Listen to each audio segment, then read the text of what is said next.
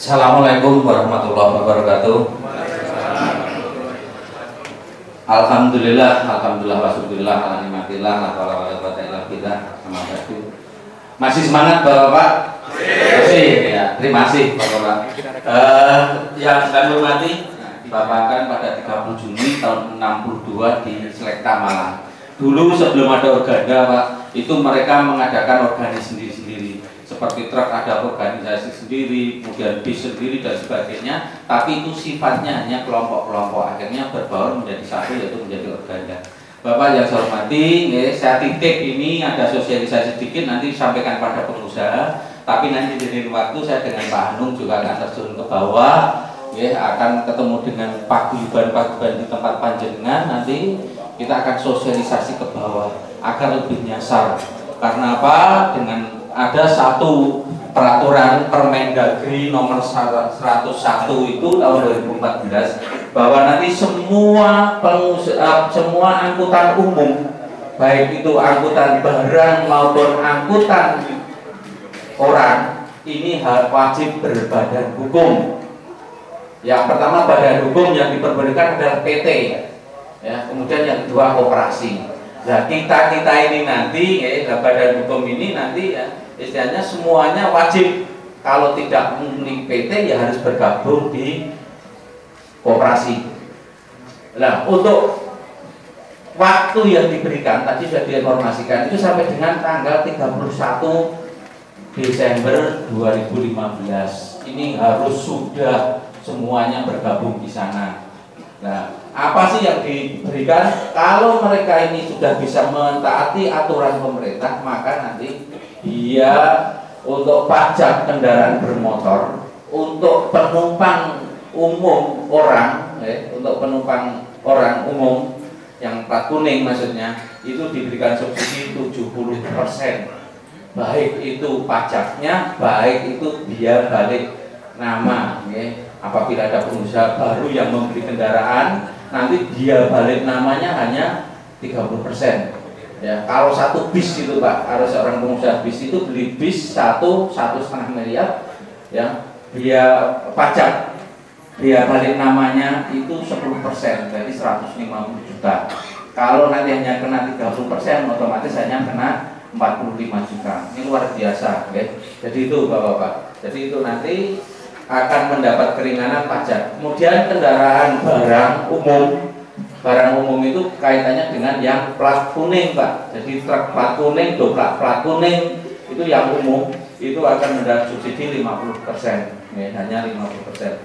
Itu Bapak. Kemudian Bapak-bapak, untuk bisa mendapatkan itu yang jelas harus masuk ke koperasi atau masuk ke PT. Kalau perorangan tidak mungkin, tapi boleh saja kalau perorangan itu juga menggabung ke PT. Hanya nanti kalau menggabung ke PT, kendaraan itu nanti atas nama PT Pak. Itu. Juga yang menggabung ke koperasi pun juga akan atas nama koperasi. Jadi nanti di buku induk koperasi itu nomor kendaraan D sekian, berarti atas nama siapa, alatnya mana begitu. Tapi nanti di STNK akan muncul koperasi apa. Nah ini untuk sementara kita ini sudah berusaha Pak, dari Organda ini berusaha untuk sudah mendirikan koperasi. Ada dua pilihan, yang pertama mengikuti koperasi yang ada di provinsi, yang kedua mengikuti koperasi yang ada pada kami. Kami sudah punya koperasi Pak, namanya Kopata Barokah, koperasi pengusaha angkutan kota Barokah. Bahkan dulu kita bentuk untuk khusus Batang Pekalongan. Tapi kalau nanti panjenengan bergabung, tinggal bergabung saja. Nanti sosialisasinya ke depan akan kita sosialisasikan langsung kepada pengusaha. Saya hanya titip saja informasinya seperti itu Bapak. Jadi itu kemudian nanti persyaratan yang lain semuanya bisa dibaca Pak. Itu di tempat panjenengan juga ada materinya, sudah ada di situ. Itu pemberian subsidi KBM, angkutan umum orang dan barang dipersyaratkan untuk melampirkan dada dan sebagainya. Pak, kenapa harus ada dari Organda? Iya, karena perjuangan ini yang memperjuangkan Organda yang diberikan kepada anggota Organda. Nah, dari pihak Samsat sendiri ini akan tahu kalau memang ada rekomendasi dari organda. Jadi rasa ditakoke nggih. Saya keberatan Pak, kenapa harus minta rekomendasi? Ya kalau keberatan ya monggo, berarti jangan tidak mengikuti menjadi anggota organda, otomatis kita akan mendapatkan subsidi ini. Yang jelas seperti itu Bapak, nggih. Karena ini memang perjuangan dari organda. Nah, untuk apa? Untuk meringankan beban para pengusaha. Namun demikian Bapak-Bapak, kepada teman-teman semuanya saja, ini saya laporkan pada teman-teman baik dari lantas maupun dari jasa raja yang ditarik-tarik macam-macam yang dijelaskan jasa raja ini, teman-teman ini tidak menginginkan Pak. Kalau bisa orang sah nopo santunan kan begitu, otomatis nyambut ini lancar, aman, damai, sejahtera. Yang jelas yang seperti itu, juga dari Pak Kepolisian, sing penting saya tidak pernah ada urusan, jadi orang tahu ono kecelakaan, orang tahu melanggar aturan, orang tahu ono masalah dengan kepolisian. Ini berapa gitu Pak Kamto, Jadi sementara ini kan seperti itu. Nah untuk itu saya berharap kepada teman-teman, situasi kondisi yang sudah seperti ini di Batang, mari kita lanjutkan terus Pak. Kalau ada permasalahan nanti monggo, mau lari ke Forkap ya boleh, mau lari ke organda ya boleh, perhubungan juga boleh Pak. Nanti kita fasilitasi semuanya, ora usah ono rame-rame. Memang situasi kondisinya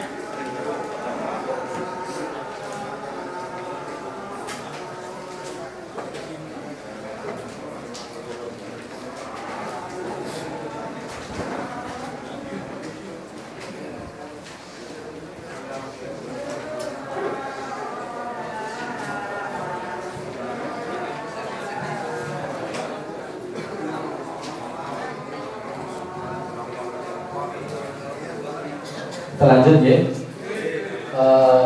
Saya ulangi bahwa bukan isu ya, berita yang menarik akhir-akhir ini terkait dengan panjenengan semuanya, baik para pengusaha ataupun para awak angkutan. Yang pertama yaitu mengenai pajak kendaraan.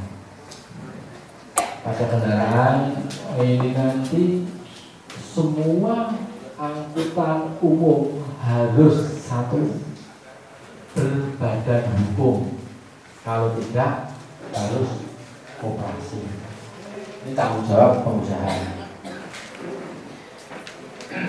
Yang kedua, bahwa untuk kendaraan yang berumur lebih dari 25 tahun sudah tidak bisa diperpanjang kartu pengawasan atau SK izin lainnya. Mohon maaf, ini sementara hanya untuk angkutan AKDP, akap, dan pariwisata. Jadi untuk angkutan pedesaan ini masih bisa selagi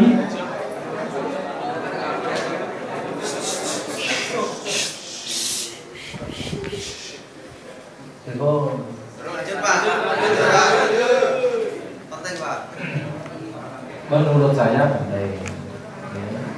Jadi untuk angkutan pedesaan ini masih kita perbolehkan selagi layak uji. Oke. Jadi jangan sampai ada asumsi motor itu piye. Beberapa waktu yang lalu ada beberapa paguyuban yang menanyakan. Ke kantor saya malah senang seperti itu. Ya. Silahkan datang ke kantor, kalau tidak tahu bisa menemui saya ataupun nanti bisa menemui kasih angkutannya ataupun kabit perhubungan darat. Ya. Saya kira tidak harus ke kepala, cukup sampai saya saja tidak salah. Jadi seperti itu. Saya terima kasih sekali panjenengan sudah mau, sehingga tidak ada permasalahan di jalan. Kalau untuk angkutan AKDP memang kita sudah beberapa kali kita melakukan rapat. Hasilnya tetap bahwa kita harus mentaati surat dari Dinas Perhubungan Provinsi ataupun dalam hal ini Perda Provinsi untuk yang permasalahan. Tapi terkait dengan pajak ini harus.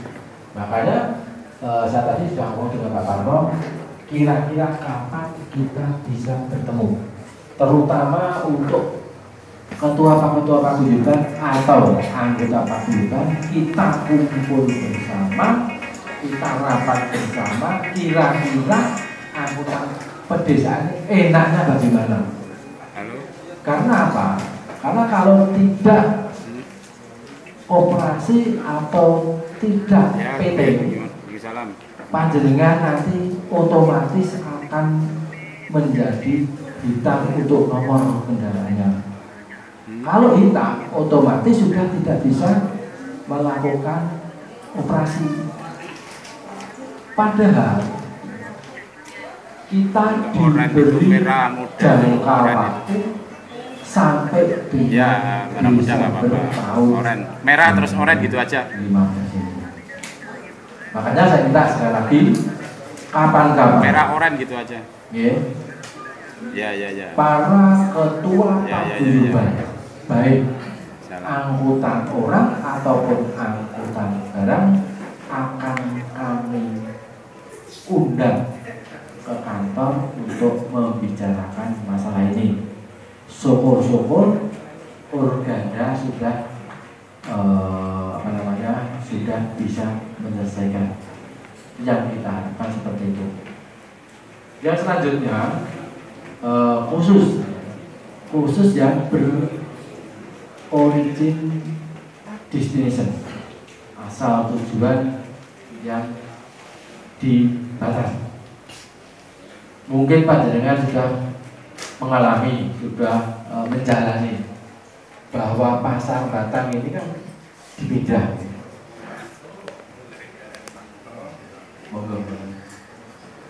Pasar Batang ini sudah dipindah tanggal 25 Maret yang lalu. Monggo Ibu. Beliaunya dari BNN. Jadi pasti ada dua materi.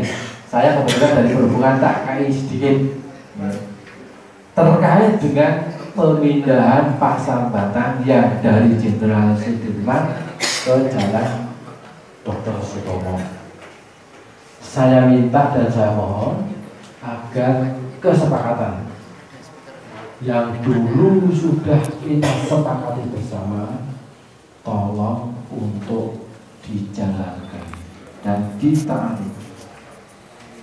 Kalau memang masih ada permasalahan di jalan, terutama terkait dengan parkir dan sebagainya, ini nanti pun juga akan kami rapatkan, akan kami evaluasi bagaimana selanjutnya demi baiknya pasar, demi lancarnya jalan di depan pasar Batang ini, pasar darurat. Oke, jadi seperti itu, ini sebagai bahan informasi saja dari Dinas Perhubungan. Monggo nanti misalnya di sesi pertanyaan nanti ada pertanyaan yang terkait dengan perhubungan, baik masalah pengujian, masalah perizinan, masalah jalan dan lain sebagainya. Sekali lagi, satu informasi lagi bahwa pemerintah Kabupaten Batang tahun ini kami akan menerbitkan peraturan bupati terkait dengan retribusi pengujian kendaraan bermotor. Karena kami sudah banyak dikomplain dari daerah-daerah lain bahwa uji kendaraan di Kabupaten Batang ini kok katanya terendah sejak kami di daerah. Dan berdasarkan dari hitungan kami memang nilai itu sudah tidak. Oke, jadi seperti itu. Ini bahan informasi saja. Nanti seandainya peraturan bupati tersebut sudah ditandatangani, pasti kami akan publish sosialisasi kepada para pengusaha, baik pengusaha angkutan orang ataupun pengusaha angkutan barang. Mungkin itu yang dapat kami sampaikan.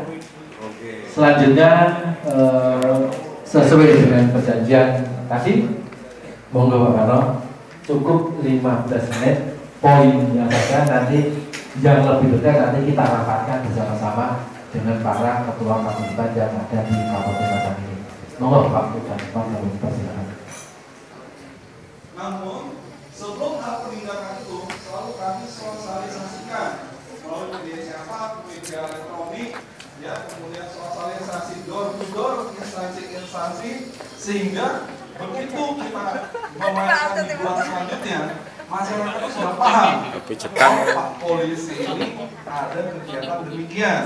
Tidak bertanya-tanya lagi, apalagi kalau kena free second. Maksud saya, ya, tapi ingat itu oknum. Ya, polisi di sini baik-baik semua. Betul nggak? Iya, sama halnya kayak pengemudi kalau kecelakaan. Tidak bisa kita bilang semua pengemudi itu ugal-ugalan semua. Itu kan oknum. Betul Pak ya? Betul. Oknum polisi Pak. Iya betul oknum. Kita yang di sini baik ya, apalagi saya. Ya saya nggak pernah tilang, karena saya bukan bagian tilang. Itu. Ya, saya bagian sosialisasi, jadi saya banyak tausiah, amalnya banyak. Jadi polisi yang baik, betul Pak ya? Betul Pak? Ya? Masih semangat Pak ya? Lanjut. Nah ini yang saya katakan tadi ya, di bulan-bulan ganjil, Januari, ya misalnya Maret, Mei, dan lain sebagainya, itu tahap kita sosialisasi. Bulan-bulan genap, kayak Februari, April, Juni, ya gitu Pak ya. Itu bulan-bulan genap itu kita tahapnya menindak. Nah, jadi tema kita nanti ada marka jalan, ada melawan arus, ada berhenti di sembarang tempat, ada yang tidak menggunakan helm SNI maupun penggunaan HP saat berkendara, itu nggak boleh Pak. Ya kan? Kenapa kami katakan begitu? Karena yang sudah kami survei inilah bahwa pelanggaran itu kecelakaan berawal dari pelanggaran, dan pelanggaran yang terbanyak adalah 6 di atas ini yang kami membuat tema ini Pak. Contoh, ketika menggunakan HP, sepersekian detik saja Bapak menggunakan HP, itu konsentrasi sudah hilang Pak. Betul nggak? Bapak mendapatkan sesuatu yang senang aja, itu bisa membuat kecelakaan. Misalnya Bapak tiba-tiba ditelepon undian Bank Jateng menang Bapak, saking senangnya Bapak tidak konsentrasi Pak. Apalagi kalau dibilangin sudah telat 2 bulan, wah, Bapak ngumpet lagi nih laki-laki nih ya. Betul nggak? Kabar senang apa kabar tidak baik itu Pak? Hah? Ya, terserah yang menanggapinya gitu ya. Betul ya? Nah itu salah satunya. Kemudian yang tidak menggunakan helm juga sama Pak. Kan kepala kita ini kan tidak kebal Pak, betul nggak? Jangan sampai kayak saya kejadian di Kajen. Kajen itu dulu kan santriwati, santriwan banyak ponpes, betul Pak? Tidak pernah menggunakan helm kemana-mana, menggunakan kopiah. Iya, kemudian saya tindak, udah diingatkan nggak bisa, ditilang. Terus dia tanya, Pak, kuat mana helm Bapak sama kopiah saya kalau dilindas truk, gitu kan? Ya secara logikanya kopiah kan dari kain, betul nggak? Sekarang saya tanya, coba kepala kamu dilindas kuat mana dengan helm ini, gitu kan? Betul apa enggak?